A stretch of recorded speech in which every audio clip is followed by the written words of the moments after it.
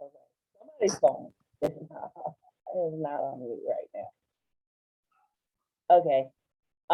So we discussed then you know, you completing the business application, which is pretty much similar to like if you went on a job interview, we were asking you to interview yourself.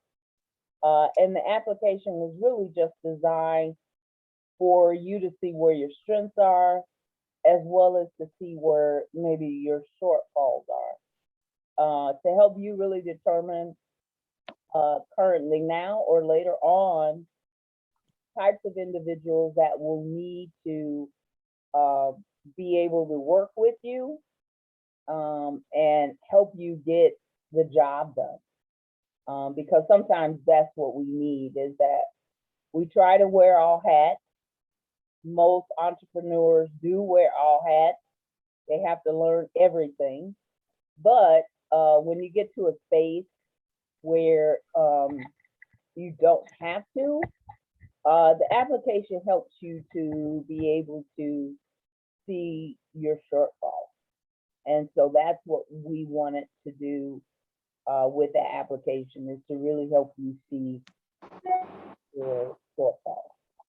Also, we ask that you complete your 200-word business concept, just to be able to say in 200 words what you do, how you do it, where you do it, you know, that kind of thing. And then the last thing was the two things was to actually share with us your mission and your vision, as well as kind of go through the startup cost worksheet, and to be able to help you as well as help us as we continue through the advising, to figure out what the costs are going to be. And if you are an existing business right now, you also figure out what some of the things that is essential to get started, how much is it going to cost, and where you're going to get the money from. Okay, so that was the whole agenda last week. So hopefully you were able to access the PDFs that were fillable, so you could save them, type on them, and then send them back and put them into the portal. Last week's recording is now uploaded. So if you need to revisit the conversation that we had, you can always look at the recording and check that out. Again, you're looking at my platform, so you may see some different things.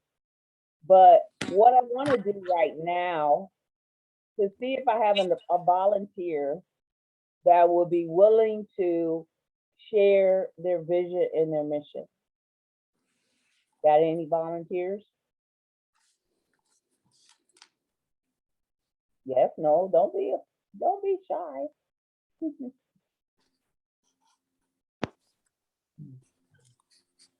Any vision and mission? Well, this is Sonia Martin talking. Okay. I did mine. However, I will have to go in. I mean, could you bring it up, or I will have to bring it up? Let me see if I can go to your platform. I should be able to if you uploaded it. So let me. I did. Okay. So let me check and see. Sure.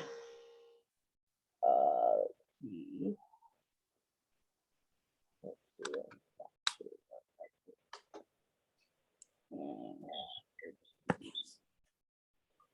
Platform.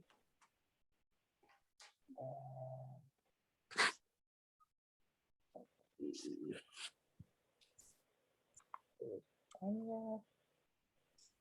Okay. And it is the mission. Okay. And yeah.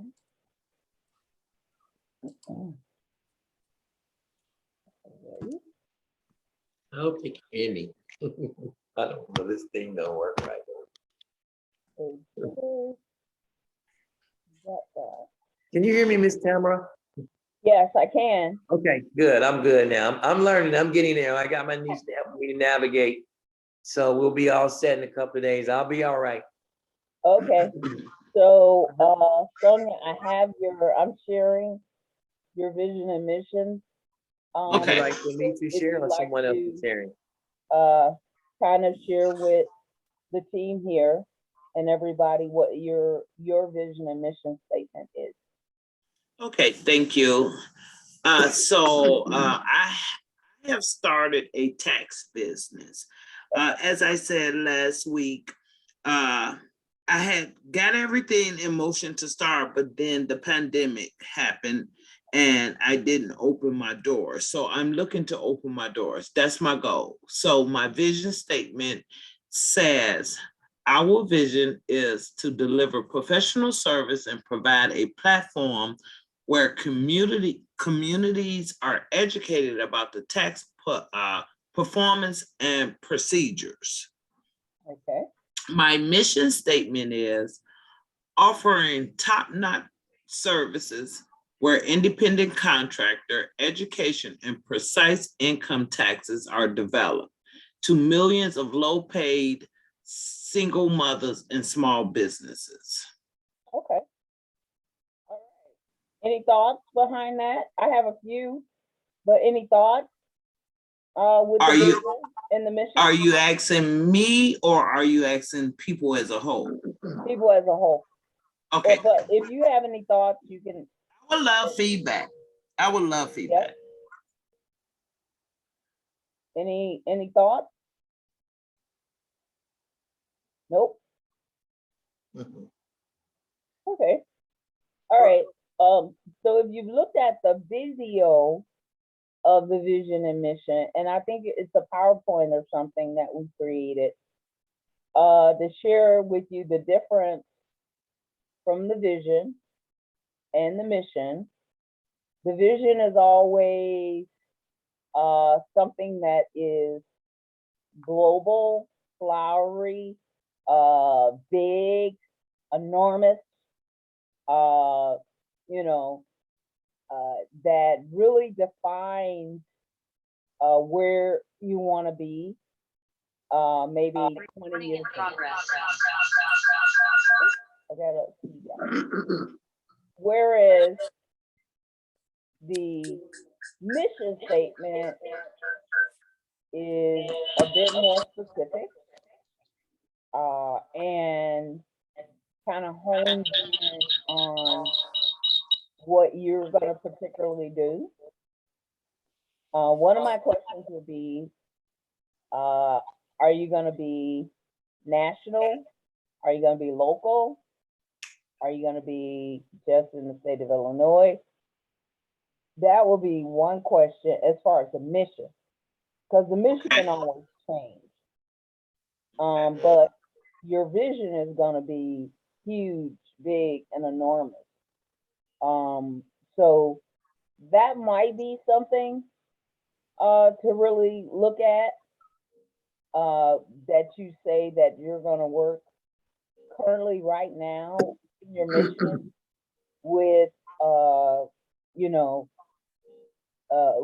run your service in the Midwest, or run your service, so that it gives you, right now, your mission is to give you some kind of identity of where you're at, locality. So that might be something, offering top-notch service. I think that's great, but is it in the Midwest? Are you gonna offer these services all across the United States, international? So having a bit of identity helps as well for that. Can I ask a question? Sure.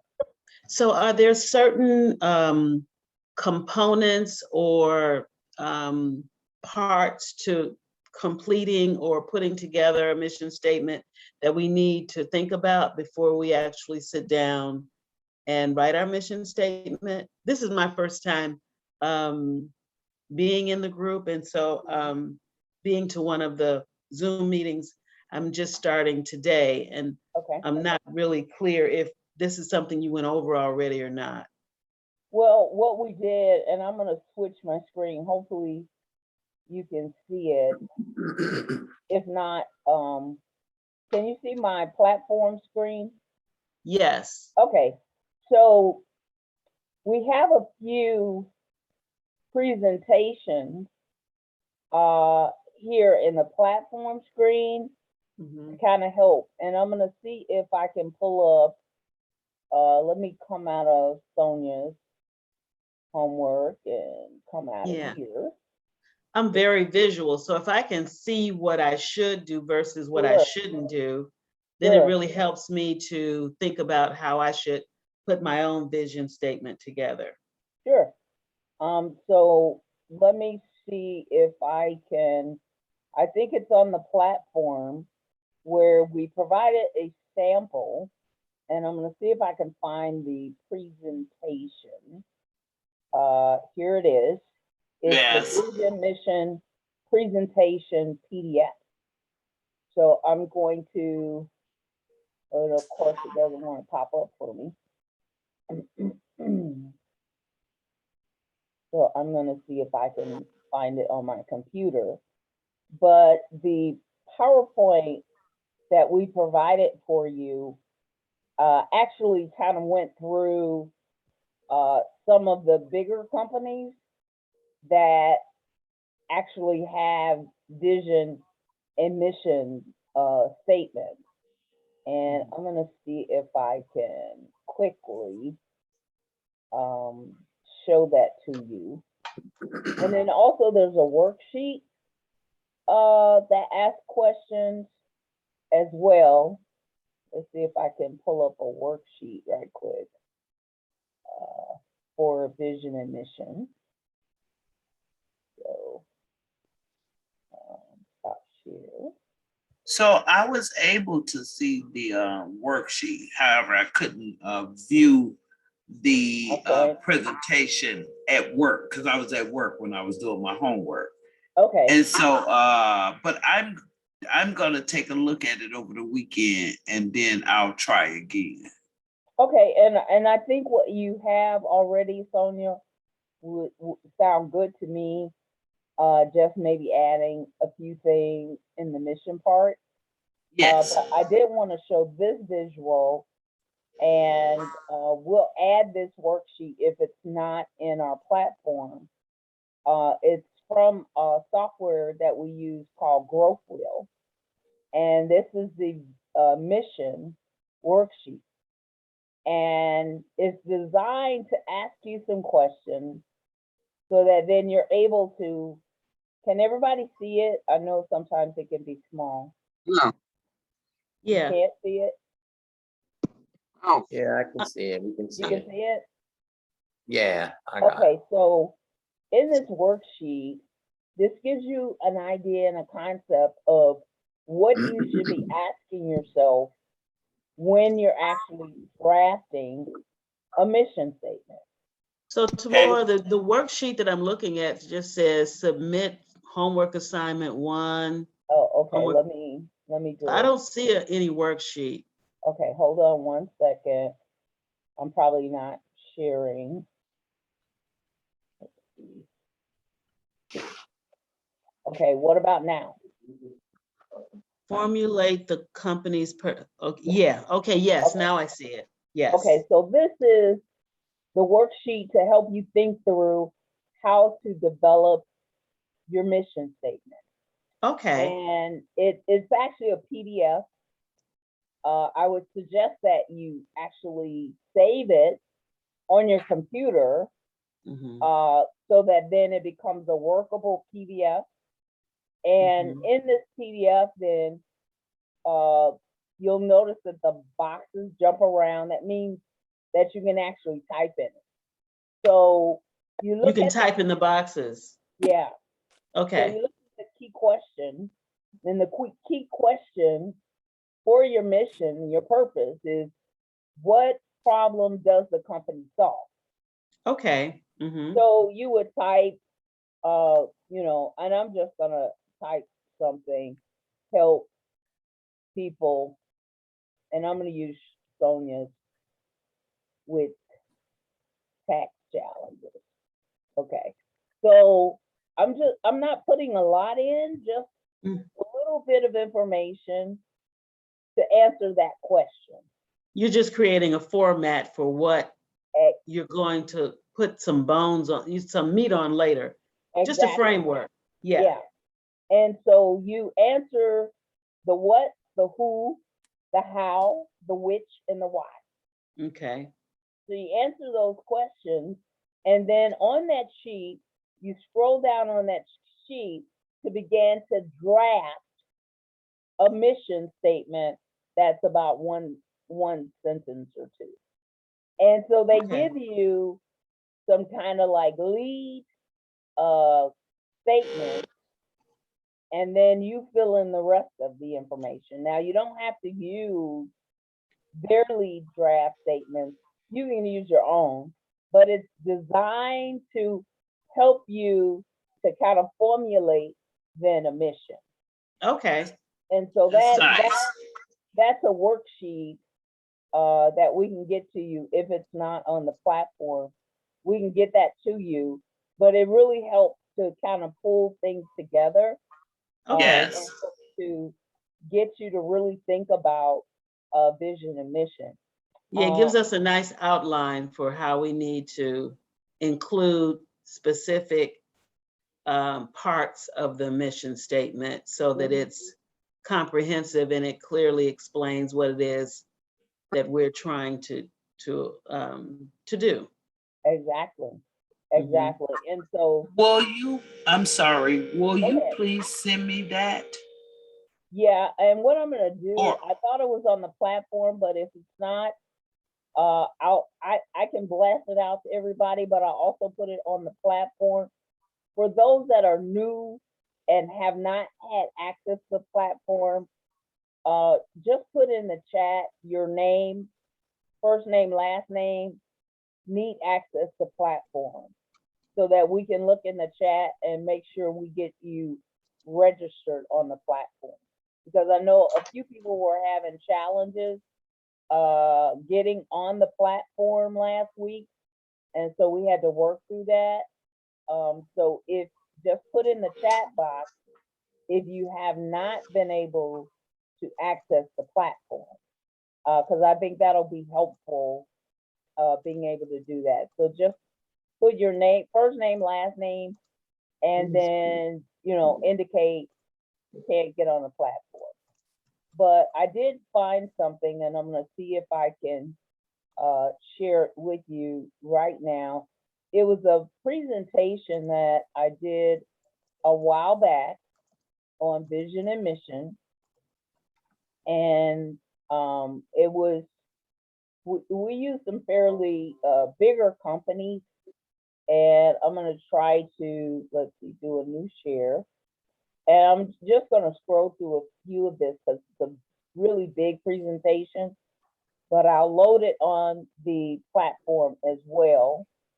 And you know, so I'm gonna just kind of go through some of this fairly quickly, so that you're able to see, you know, how to create a vision and mission, and load it so you can actually see the whole presentation. But basically, like I said before, the vision and mission is, you know, the vision is, why are you doing this? You know, mission, why do we bother with this? Why do we care? And putting those statements together. It's also going to help you with your marketing and that kind of thing. So your vision is your big dreaming piece. So it's like, I want to change the world with my product. Okay, that's the vision. It's not necessarily specific, it's world, it's global. But when you get to your mission statement, it's the doing piece. It's like, how am I gonna do this, get this done? Who am I gonna serve? What am I gonna serve? And how am I gonna do this day by day by day by day? So when you're thinking about vision and mission, you're thinking visual, big. When you're thinking about mission, you're thinking about specific and how you're gonna get it done. So I'm kind of scrolling through this quickly, but I wanted to show you a few companies. They've changed this. They changed their vision and mission statements. So these might be a little bit older, but like with Amazon. Amazon's vision was, our vision is to be Earth. Notice that it's huge. It's not just one location. It's the Earth, which is big, most customer-centric company, to build a place where people can find or come to find and discover anything they want to buy online. So it's big, it's, it's global, and it's beyond global, it's Earth. Okay. Then their mission statement, though, on how they're going to get it done, they're going to leverage technology and expertise of invaluable employees to provide the customer with the best shopping experience on the internet. Yeah. So that's their mission. And I say they're doing pretty good. I wish I had some stock back in the day. That's their vision and mission. Vision, global, huge. Mission, how I'm gonna get it done, specific, okay? Here's another one, Microsoft. Microsoft's vision is to empower people through what? Software. Great software, anytime, any place, on any device. Okay, so it's global enough, it's big enough that if I need software, I need Microsoft, I can pull it up anytime, I can go anywhere, and I can pull it up on any device. Okay.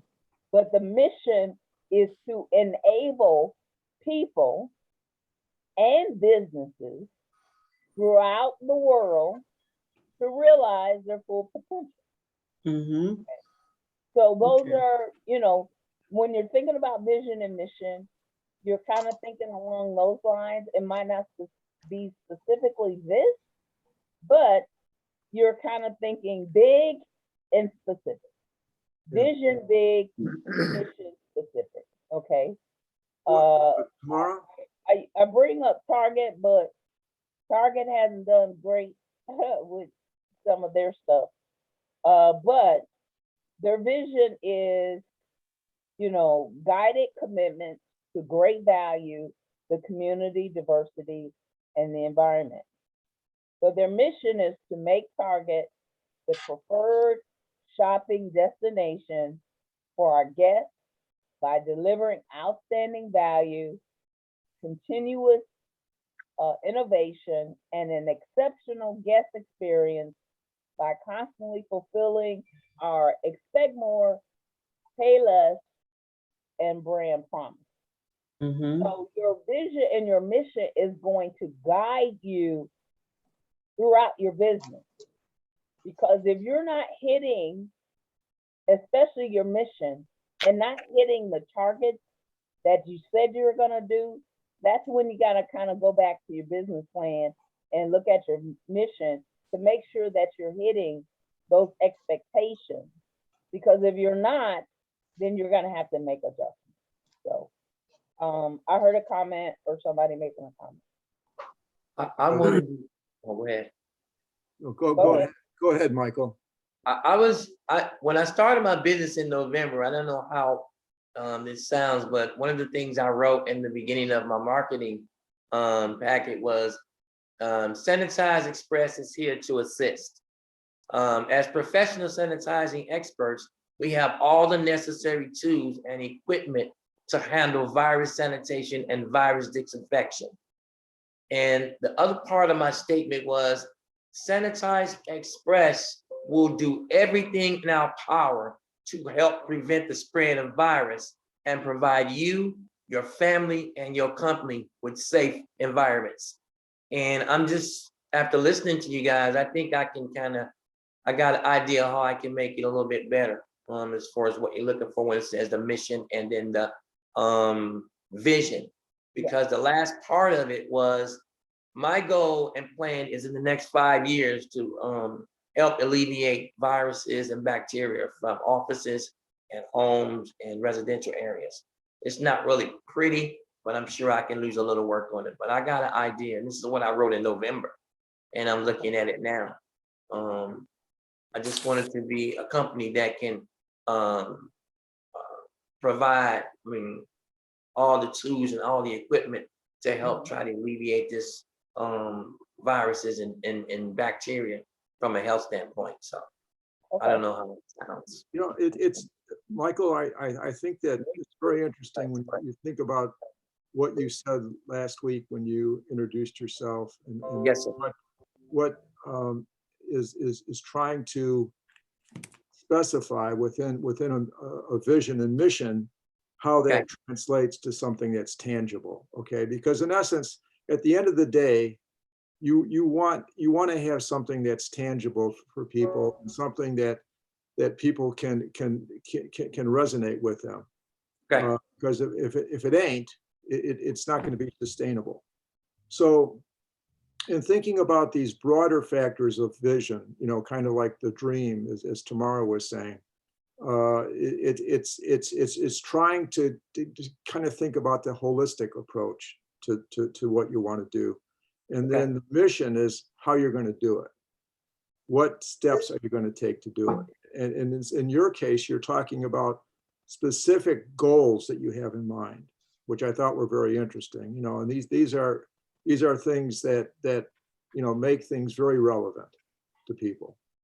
And so you want to stay on that course. One of the things that I think is interesting, like when you look at some of the examples of some of the big players, like Microsoft, you could almost argue that Microsoft's got theirs backwards.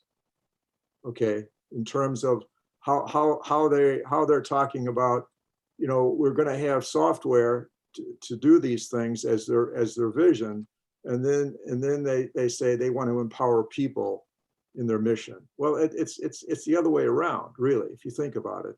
And when you think about the example of that was given at first with respect to the tax business, okay. When I listened to the vision part of it, I thought that was pretty good, all right.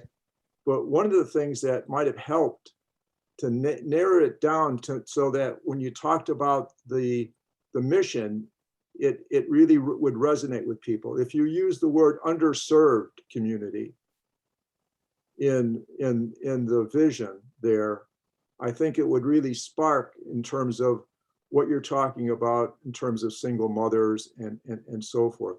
You don't want to, that's the objective, is really educational support, at the end of the day. And so it's getting these themes out and making them relevant to both you and to others. So it's got to be relevant to you so that you can in essence, buy into it, because you've got to sell it. You're selling it. You're selling yourself, and you're selling your ideas, and how you can make that clear not only to yourself but to others is a challenge. It ain't easy. But Microsoft, they've gone through a couple of different evolutions with respect to how they started out and where they're at now, and the whole thing about low cost provider, as we know, is not true. But they are giving you they're giving you anything you want to get, and they can get it to you quickly. And so it's kind of like playing a shell game. Where is it at? Where's this thing at? And what's relevant? And they keep on changing to stay relevant. So I think a lot of the things that you folks talked about last week in terms of introducing yourself, all of these elements were there. It's really a matter of segmenting them to the dream and how you're going to do it. And I think that you've all got great ideas, and I think that you have plans that make sense, and that's what really matters. Great. Hi, Tamara, this is Rhea, real quick before we go on. I just need to, I'm giving everybody their access to the portal. So I just need a few administrative things. Can I find out, or can you put in the chat who Diagnostics iPhone is? Because I'm also taking attendance, so I know who that person is. And then also, who is Tyler? If you could put that in the chat for me. And also, Ms. Jackson, if you could put your email address in the chat for me. And everyone else who needed access to the portal, Tiffany, you have access. Babette, you have access. Ms. Oliver, you have access to the portal. Okay, Yeah, and you should be getting an email, and the email is based upon the email you gave us. Check your spam, because sometimes it'll go to spam. So make sure you check your spam folder just to make sure it's not being blocked. But once you get the email, it's like an invitation for you to create a password, and it'll give you a link. And once you do that, then you'll have access to the platform. You just have to remember your login information so that you get on the platform. So, okay. Any other ideas, thoughts, questions? Anybody that's online right now? Okay. All right, this looks like it's gonna go fairly quickly tonight. All right, that's fine. So what I wanna do, I'm gonna go back to our platform to help us guide through this. So you should be able to upload your homework assignments and submit those. So last week, you're supposed to do your company profile. You're supposed to do your application. That was like you interviewing yourself. And you're supposed to do your vision mission statement, and then also your startup costs. So I want to kind of land on the startup costs because I want Ray to do presentation on some concepts and some things related to the financials and the importance of understanding some of your financials before you take a deep dive into your business plan. It's going to help you later. So were some of you able to finish your startup call? Can I ask a question? Sure. Sorry, so this is my first Zoom meeting with the platform, with the boot camp. Where would I go to find the homework that they were supposed to do for this week? Would it be on the platform? Yes. So you're looking at my platform right now. Can you see where it says homework assignment? Yes. Okay. So these were the 4 things that were due. Is that what it's supposed to look like? Well, not the assignment itself. No, but I mean, when we go in, is this what ours looks like too? Because I'm missing a whole lot of, It may look a little different because I'm I on don't the have administrative side. whatever link I was sent doesn't have all these options. Even on the home network meetings, programs, resource, I don't have all those options. Okay, so the link that you have is for Zoom. No. You all For the sent me, platform, you got a welcome. Did you get a welcome from GECDC Entrepreneurship? yep, Yes. but that does not take me to all this. It's almost No, like, you gotta register first, You, accept the invitation, create a login. I did all and a that. password. I did all that. Okay. However, It does not take, it takes me to a screen that looks just like this, and the Uh-huh. sidebar looks just like this, but it almost looks like it would be the tutorial. Okay. Let me check right quick. I can check from the administrative side to see what you're seeing. You might have to log off and log back on. But let me double check. Okay. Yeah, her screen so- locked up again. Pardon me? Her screen locked up again, Michelle. Michelle's so- screen froze. Yeah. So I But went I to the can go into platform. that some more. Yeah, Pardon me? because I'm in the So- platform too, and it says find a mentor, schedule a meeting, work on a program, update about me.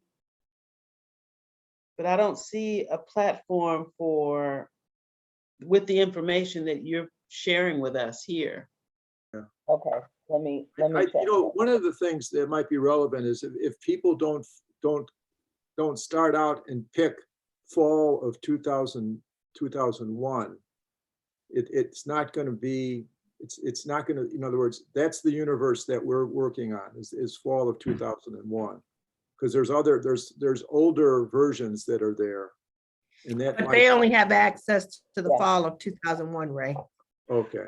Yeah, so, My name on the shit. so who was, speaking earlier that said they don't have access? I think I that don't was, have no. access. It keeps telling me the activation failed. Mhm. I don't know. Okay. So let me double check on that because on my administrative platform, this is a list of people that I have that have indicated they've registered, they have access. People that are in green have actually started uploading information. Okay, I see my name, but I'm not Okay, able to. what's your name? Sir Sandra Oliver. Yeah, Okay, right so there. let me click on that. So I just clicked on your name on Okay. this platform, and it says that you should be able to see this. The resources,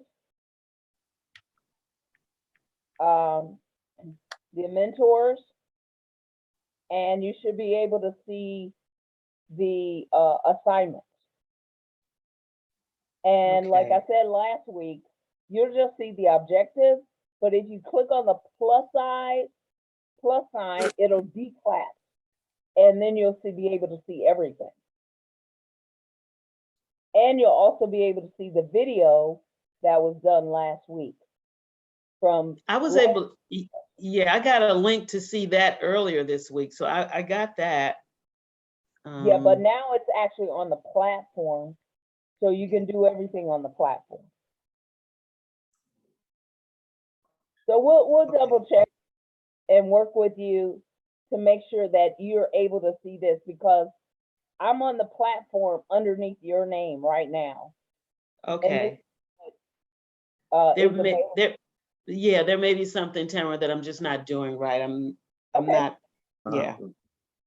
Okay. So Okay. we'll double check. We'll work with you just to make sure you have access to all of this information. Okay. And as well as the resources. So any and everything that you need outside of the presentations I showed you earlier with the vision and mission, we're gonna add that. I think it was here, session number 1, vision and mission presentation. So it should be uploaded for you to actually click on that.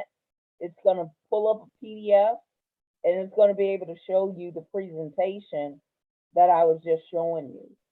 So we try to compile and put everything on the platform so you can go find it and not have to keep flipping back and forth. But we'll work with you.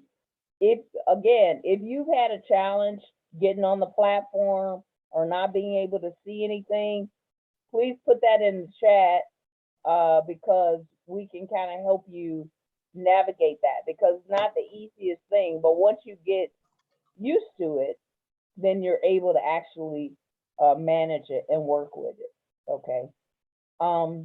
So what, the last thing that I want to talk about, and then Ray's gonna jump on, is the startup cost of fillable sheets. So I'm gonna click on the resources, and I'm gonna see if you guys can see my screen. And this was the worksheet that we asked for you to fill out to be able to start looking at startup costs and figuring out how much you need to spend. Now, although it doesn't look like there's a box or anything there, if you actually click next to the dollar sign, you'll get this blinker, and that lets you know that it's typable. So if I needed furniture, I kind of thinking about my business or an existing business, and now I need some more equipment or fixtures.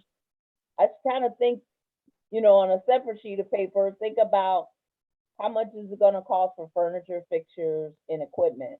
And I might say, you know what, that's going to cost me about $5,000. And then if I'm in a building or something, or a location where I need to remodel or decorate or something like that, and I've gotten a quote from somebody and they've already told me it's going to be $7,500. Okay. So as you go along this list, you're able to kind of put in your fixed costs. Hopefully where you only pay it once, and you get it done, at least for your startup. There may be some annual things that you have to do on an annual basis, but that's where you put the dollar amount in.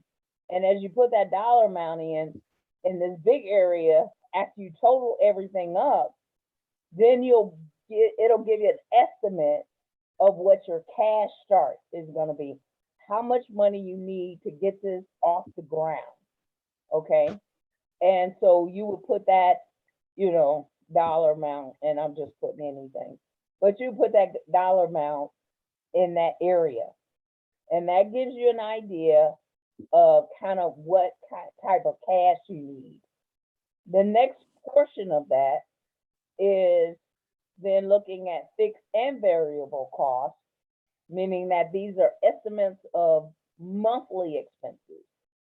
So your payroll taxes, your rent, your leasing, your telephone, your insurance, all of that, you're trying to kind of calculate what that is. So how much you're going to pay yourself, on a monthly basis.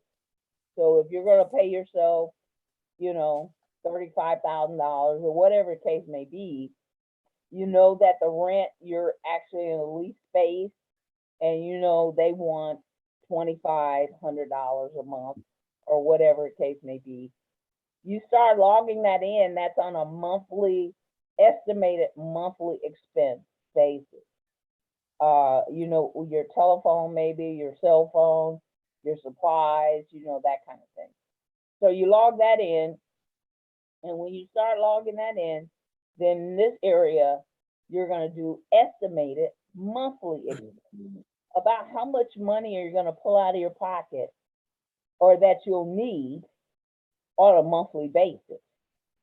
Once you get to that, now you want to take that monthly, whatever that number is, I'm just putting in something, but whatever that number is on a monthly basis, you then want to take that and multiply that 6 times. Multiply by 6, because then you'll be able to kind of see half of a year. This is how much money I need.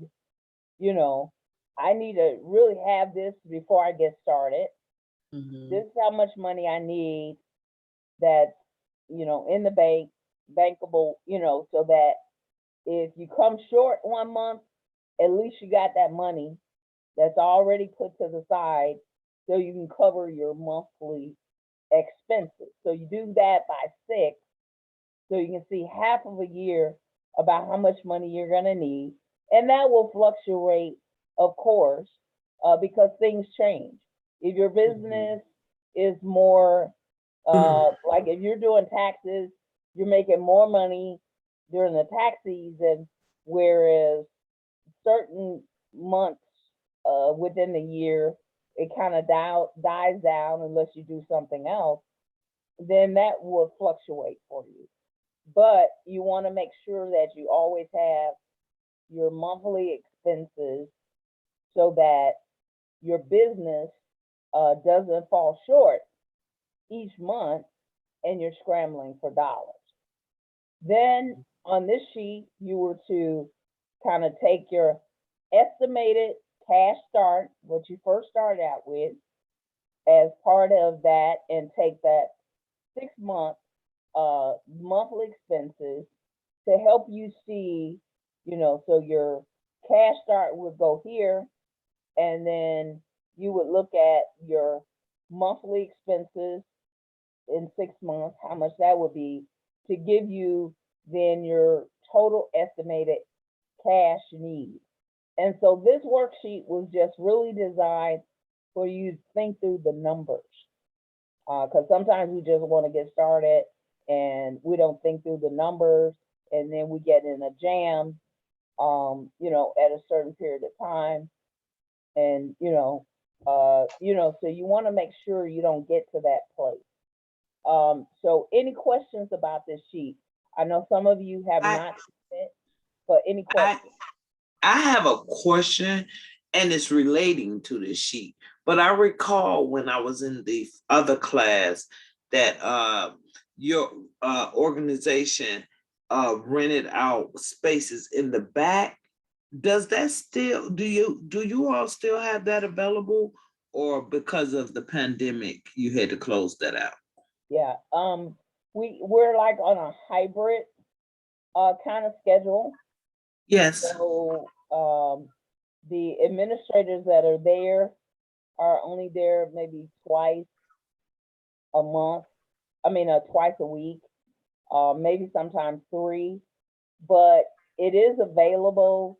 I can get the information to all of you that are interested in the shared space for you to contact the person that handles membership.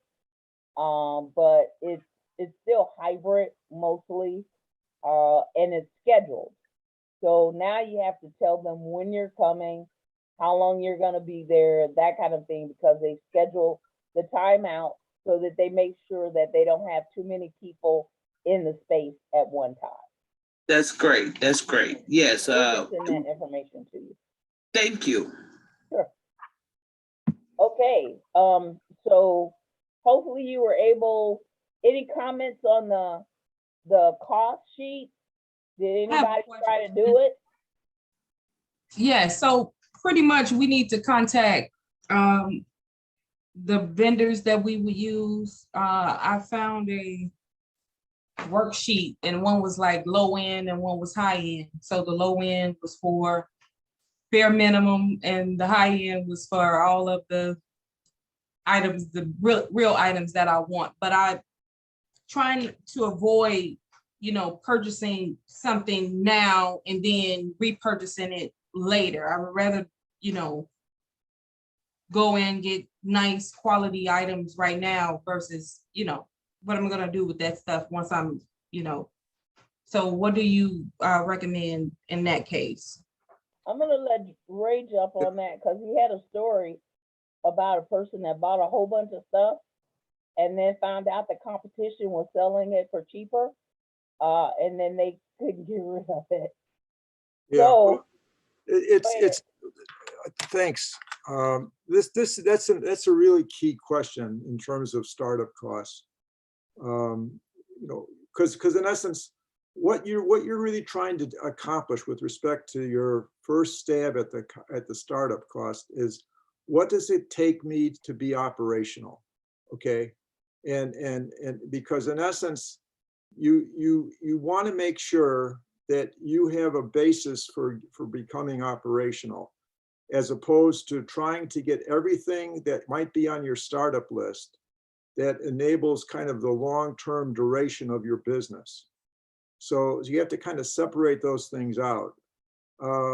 and when you think about, you know, what you want to buy, you know, you need to do your research. That's a real key to this course, is really doing research and making sure that, you know, you're in the right business at the right time, and you've got the right ingredients to be able to get off the ground. You have to balance your capacity, your financial capacity, and your expertise with what you want to do as a mission and vision. They got to be balanced. If you don't have enough financial capacity, then you need to tweak down that business concept, so that you can get to be operational, and then you can get momentum going. The story, this is kind of a sad story, and I've told it many times. But a woman wanted to, you know, she wanted to resell water bottles, okay? And so she did some research on the water bottles that she wanted to sell.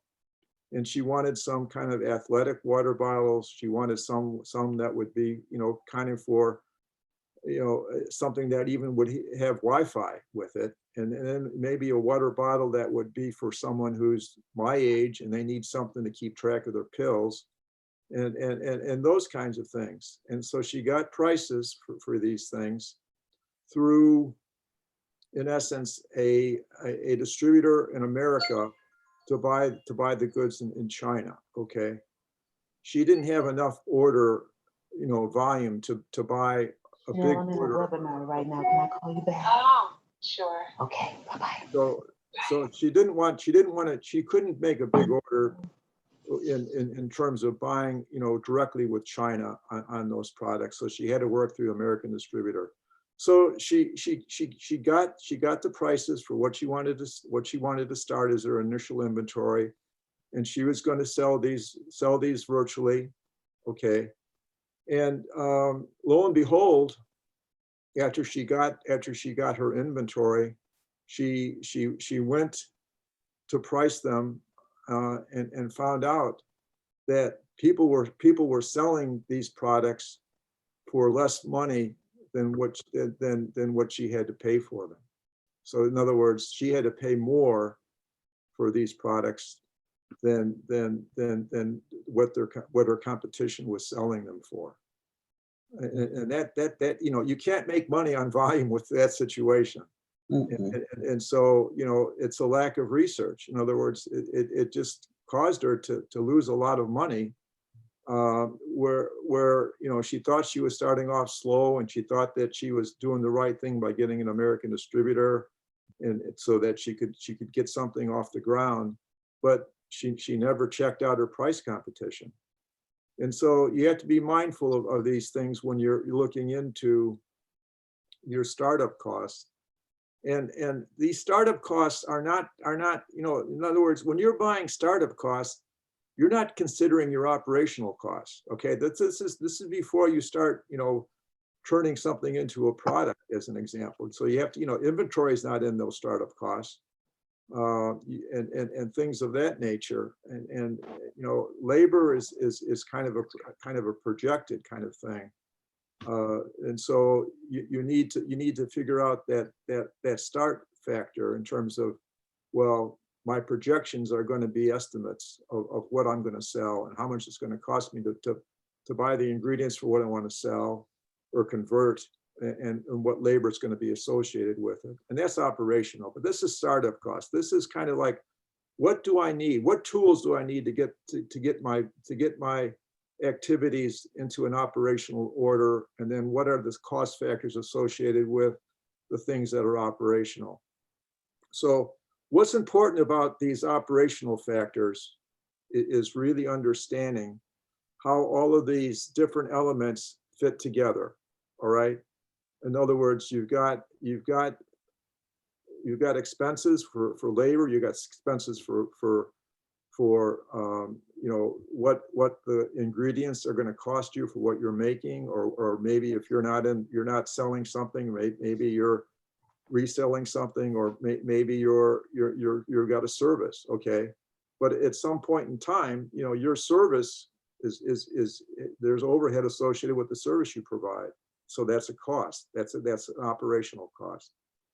So to do projections, you want to make sure that, okay, if I understand my costs and I don't have clarity with respect to my revenue or how much I'm going to sell, you want to know, well, how much do I need to sell to make money?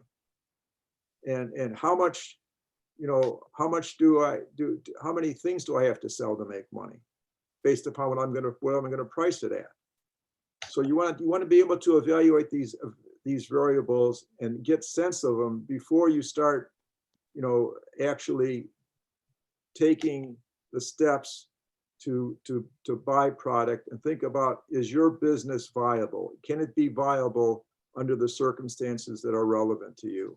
You're starting out. You have an uphill battle in terms of getting the products that you need at a low cost, because you don't have a large scale of things that you're buying. You're kind of stymied with that. You can work around those things by maybe coordinating with other people who are buying the same thing and get better unit pricings on the stuff that you need to sell or to convert into something you want to sell. But having a tool to help you do these things is really important. And that's why I wanted to spend some time today to give you some insight into something that's easy to understand, I think, but it's a little bit confusing at first. And that's called break-even analysis. And you say, well, why do I care about break-even analysis? My objective is to make money. Well, you better know how much money what you need to do to be operative just to break even, and then how much more you need with respect to making money. And so I'm going to show you an example. And maybe we could look at one. It's called Steve's Pens. And if you could bring it up tomorrow, we could show it. It's a rather straightforward one. And then I'm going to talk to you about some case studies that we've done that have break-even analysis within the case studies that's more complicated than the example I'm going to show. And you don't need to worry about trying to absorb this all right now. It's just something that's to introduce you to this idea so that you can be aware of it and you can kind of think about these factors as you're working through the different cost elements and doing your research on things so that you can make the right decisions and make your projections as tangible and real and viable as they possibly can be. So if we can go to Steve's Pens, there it is. Case study Steve's Pens. All right, and Janice, you had a question? I did. I was gonna ask, can you speak in terms of service-based businesses? Sure. I guess I understood it being for products, but Yeah. Service-based. Well, service-based. Let me go through this example, and then I can give you the analogy of service-based. Would that be okay? Yes. Okay. Sure. Okay. So this is resale. Okay, this is a resale example, and Steve is a reseller of pens. Okay, and what you want to know is, in terms of his costs and what he's going to sell something for. So up here, we've got we don't, he's got sales. So the big thing up in front in terms of management income statement is sales minus variable cost gives you a contribution margin. So that means that your contribution margin, or what's left after your variable cost, is what is going to have to be absorbed, or what's going to be absorbed by fixed cost and profit. Okay. So if you have fixed costs that are more than the contribution margin, then you're not going to be making a profit. You're going to be losing money. So, but I'm going to go through this example to give you some insight in terms of kind of a silly example. So Steve is paying 50 cents for these pens that he's going to resell. Okay. And he's in terms of how he sells them, he's paying 10 cents commission for each pen that's sold. So his variable costs are 60 cents a pen. Okay. That means his variable cost is variable cost percentage is 60%. Okay. So if he's selling it for $1, the pens cost 50 cents, the commissions cost 10 cents, the variable costs are 60 cents. So how much is left? 40%, 40 cents. Right. So Mhm, 40 cents is the contribution margin. That's what's left over, okay? mhm.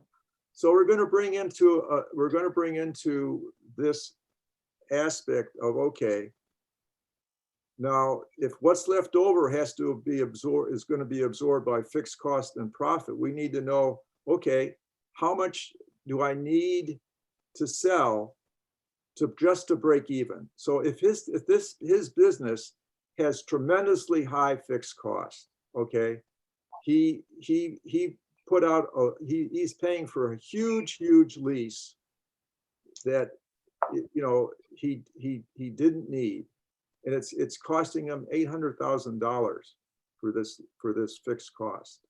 Okay, a very expensive lease. Obviously this is a ridiculous example. Okay, but just to see how this would play out, if you take that fixed cost of $800,000 and you divide it by the contribution margin of each pen of 40 cents, how many pens does Steve have to sell just to break even? Okay, well, you just do the math. 800,000 divided by 40 cents. That's 2 million pens. I don't know why there's a dollar sign there, but that's 2 million pens. Okay, he has to sell 2 million pens just to break even. All right, that's a lot of pens. That is. What if our friend Steve wanted to make a profit of $200,000? Okay, so if he's got to sell 2 million pens just to break even, and he wants to make $200,000, you have to take that $200,000 and divide that by 40 cents and see how many more pens you have to sell. Well, guess what? That's half a million pens. Okay, I think that's 500,000 pens. Or let me think about this for a second. If I'm doing the math right, he's got to sell 200,000 pens. All right, 200,000 pens more just to get that 2,000. I'm not doing this math right in my mind.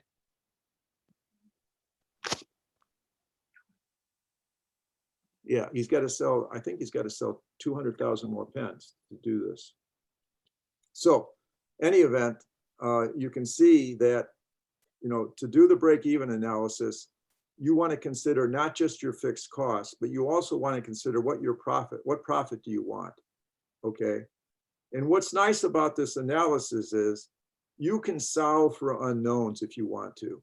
Let's say you don't know what your price is going to be, but you want these parameters to come out, and you want a price that's going to be sustainable to get there. So if you don't think you can sell 2 million pens, you need to think about what's wrong with my fixed cost, okay? Because in essence, there's something wrong here with this example. So we did some case studies to give you some real world kind of situations in which people had to actually pay. They had set their prices for food they were selling, and they were also were thinking about what their volume was to sell, and then what their cost was, and figured out that, well, okay, I made some money here in doing this. So that's kind of when you're making money on something and you want to know if it's going to work, that's kind of saying, do I have proof of concept? Do I have proof of concept that this is going to work? Because if you don't have proof of concept, then you're on shaky ground to start with. So I'm not going to go through the specifics of the case studies, but you've got them in your resources. Okay, one is called I think it's called a barbecue case study. You got list. Can you go back to that list tomorrow? The list of that's in your resources, so we could show people the the two case study, or show them where the case studies are at. But the barbecue one goes through the proof of concept of a woman that operated in kind of a, it's right there, the case study, barbecue proof of concept financial base, okay? So this woman had a big smoker that she pulled with a truck, and she operated out of a pop-up space for the summer, actually about 6 months, a couple of months in its spring and a couple of months in early fall, for about 6 months.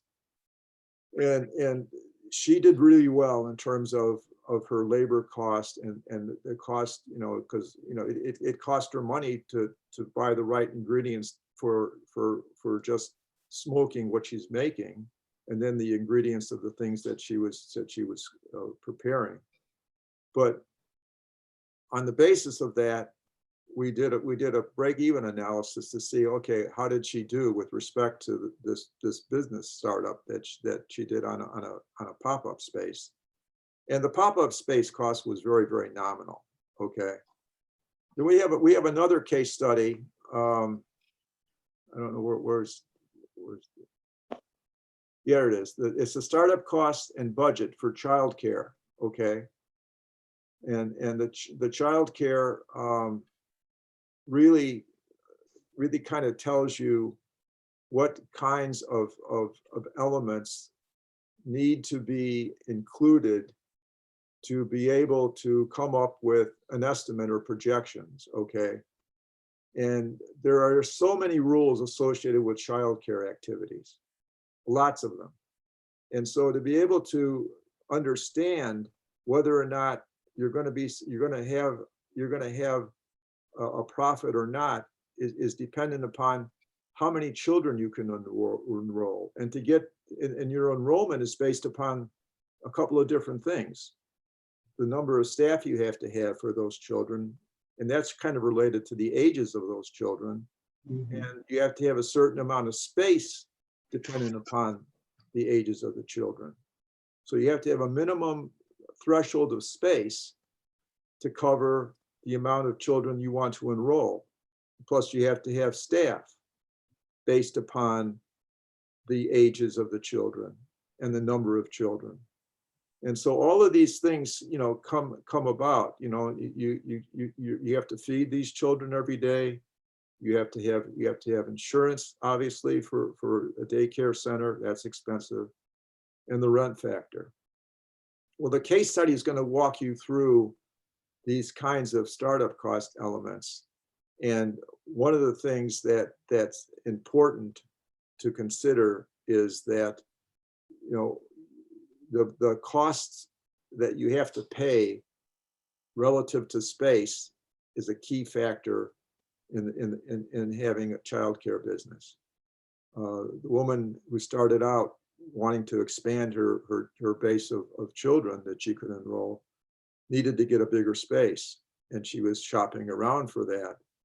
And whereas she was paying $800 a month for a space that let her enroll 16 children, she wanted, to enroll a lot more. And some of the examples that she had run against was, thinking about someone who wanted to sell their business, but the rental on their business was $4,500 a month.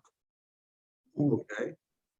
And she wanted to have 3 times, let's say she wanted to have, 3 times the size of how many kids she had to get that space, to pay $4,500 a month. In doing the analysis, she quickly found out that ain't going to work. Plus the woman who wanted to sell her business wanted $60,000 for it.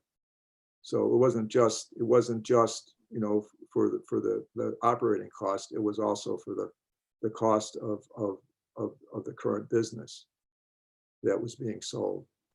But I wanted just to kind of touch base with you. I don't want to confuse you by going into a lot more detail about this. You can read the case studies for yourself. You can see the examples in the case studies of the break-even analysis. And what's good about them is that you can solve for the things you want to solve for by just leaving the variable out and solve for that variable. As an example, let's say in the case of the case study, you want to know how many children do I have to enroll to break even? You know, everything else, I have all these other costs I have. And how many children do I need to have just to break even with all of these costs? And that was kind of a revelation. Okay. And you'll see that in the case study. So let me stop here and answer any questions you might have.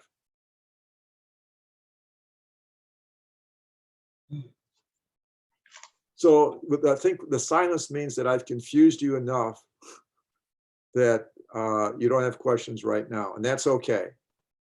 All right.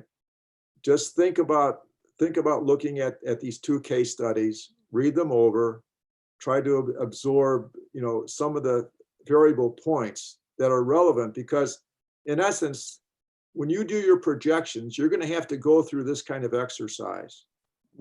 Doesn't have to be as detailed as this example, but you need to think about the fundamentals of coming up with projections, doing the research to do that. When you think about something that has to do with the service industry, you're thinking about your overhead. That's a big cost factor. Okay, overhead's a big cost factor. And the kinds of cash flow that you need to generate business, like marketing. Marketing is expensive usually in businesses that are associated, you know, with service businesses.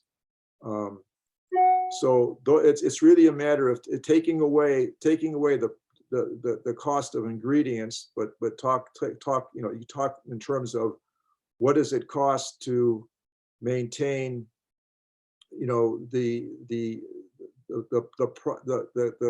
cost of the facilities needed to do the service, to do the kind of service business you're going to be doing.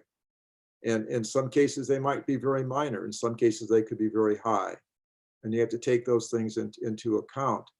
And you know, liability insurance is something that could be expensive, and legal expenses and things associated with that, and developing, let's say you need to develop, you know, modules, videos, and things of that nature, depending upon what kind of business, service business you're talking about. But you know, you can use this framework to the same end. It's just taking it and putting it into different categories. But at the end of the day, you want to know how much is it going to take me in terms of sales to make the profit that I want to make. Can you talk a little bit more about proof of concept? Sure. Proof of concept is really, you know, thinking through of your product. Okay. And you know, let's say that you have something in mind you want to sell. Okay. But it ain't ready yet. Right. Okay. It's under development. I'm trying to get a patent for it. And so that's not ready. That's not proof of concept yet. Okay. It's hard to sell that. It's hard to pre-sell that. Okay. So that's a challenge. So before you try to think about, you know, what I'm going to price this thing for, how much is it going to cost you to get it to be something that's a tangible proof of concept? In other words, I need something that I can tangibly sell, and that's going to cost me some money. It's going to cost me some development money. It's going to cost me some labor to get it done. And, you know, you need to know about the efficiency of doing it. In other words, maybe you need to change some of your startup costs to think about, well, I need to get some automated equipment so that I can make this product more efficiently. Okay. All right. And so, you know, I had an example of a man that had a hobby that he wanted to make a business out of, you know, and his hobby was he made jam, you know, and he he had to do it his way. In other words, he needed to use only, he didn't want to use any ingredients that were not real ingredients. He wanted to use real strawberries, not something that was an ingredients of strawberries. Right. And things of that nature. And this guy was mixing stuff by hand. You needed to buy a mixer. The time it took him to mix stuff by hands and everything else was very, very expensive. And you'll find when you start thinking about proof of concept is it's really a matter of linking in a product that is complete for ready for sale. And so, it's your business. So in essence, if you don't have proofs of concept, it's a harder sell, much harder sell. And that goes for the service business. If people don't have faith in this helping them, they're not gonna buy the service. Right. Thank you. Sure. Okay, any other questions before we kind of wrap up for tonight? I want to talk about homework assignments for next week. Hopefully we'll get all of you straight and together on the platform. For homework assignments in our session, again, the meeting information is always the same. So you'll be able to log on to the Zoom link. So that information is there. And we're going to talk a little bit more, and I want you to kind of look at researching your industry, because sometimes that helps with figuring out what other people are doing that are similar to you, and also the cost of what they're spending. So I want you to spend some time doing that. There are some homework assignments that's listed there. There's an industry research checklist that you can consider. Also, there's a sample called Ibis World, and this one was specifically for arts and entertainment. But you can send us an email with your particular industry that you're interested in. And because you're in this class, we can actually look up an industry report for you. So if you want to utilize the industry report, we can send you a PDF of your industry report. But there is a sample there so you can see what it looks like.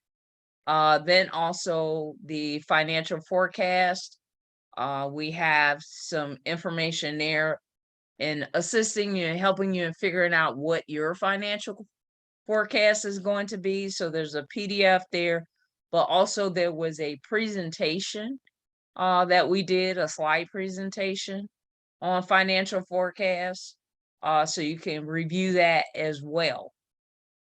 So those are the homework assignments that we want you guys to start working on and get uploaded into the system so we can start reviewing them, as well as if you have any questions throughout the week, we want you to reach out to us.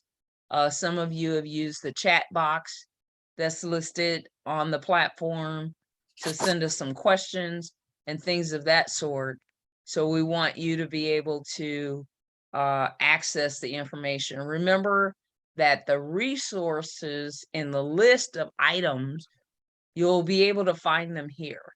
So any of the resources that you're looking for, they should be clickable PDFs for you to review.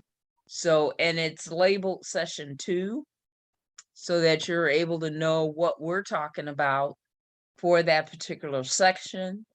There is an Excel spreadsheet for session 2 that really kind of helps you see what your cash flow projections may be for a whole year. So that also will be useful to you. The reason why we give you kind of some of this upfront information is because you're going to utilize this when you start working on the actual business plan. So some of this will become like a copy and paste. It'll be a little bit easier to get through the business plan because you've done the worksheets, you've done some upfront work, so that when you hit the business plan, you'll be able to kind of take the information from these worksheets and then apply it to your business plan. Next week, we'll talk about the template for the business plan that you'll be using, which is Live Plan. And we're gonna kind of do a tour of Live Plan if you're not familiar with it, and show you how you can use Live Plan. And we're gonna get passwords and IDs, invitations to you, so that you'll be able to go on Live Plan yourself and be able to start working on your business plan. But as advisors, we'll also have access to the business plan that you're working on, that we can make comments to you and so forth as you're working through it. Okay? Mhm. Yes. All right, any other questions or thoughts? Hi, Miss Hughes. This is Ariana speaking. I put it in a chat. I was asking, are there any resources with helping with trying to figure out startup costs with whatever business we're trying to specifically do? I mean, if we don't have any idea kind of what to look or what to begin. Well, some of the assignment that's coming up with the research trends in industry, because now you can kind of see what other people are doing that are similar to you. It might not be exact. That might be an option for you because you can see how they're selling their products. The other thing is to, on a local level, is to kind of do a survey analysis to be able to see, you know, products. What did you buy that for? How much is that? You know, you might have to take a trip to a store and that kind of thing, do some assessments as far as products are concerned. They may not be exactly your product or the same as your product, but if it has some kind of similar things related to your product, you might be able to kind of assess how much you would sell your product for. And then I always say to kind of survey family and friends and things like that to make the determination if they will buy it or not, you know, and even with services, to make an assessment on, you know, is this the service too high? Is it too low? You know, what other people are doing that are similar to you in order for you to come up with a price point. So there is some, in this part, there is some homework, you know, some things that you'll have to do some research on in order to make sure that the cost, as Ray had shared with you, that the cost you're talking about, you're going to be able to sell it and build, you know, as you have things in your inventory, but be able to get it out of that inventory quickly so you can sell some more. And you don't want to overwhelm yourself with buying too much and then it's not moving. You know, and that's the same thing with service industries. So, you know, by profession, I also do grant writing.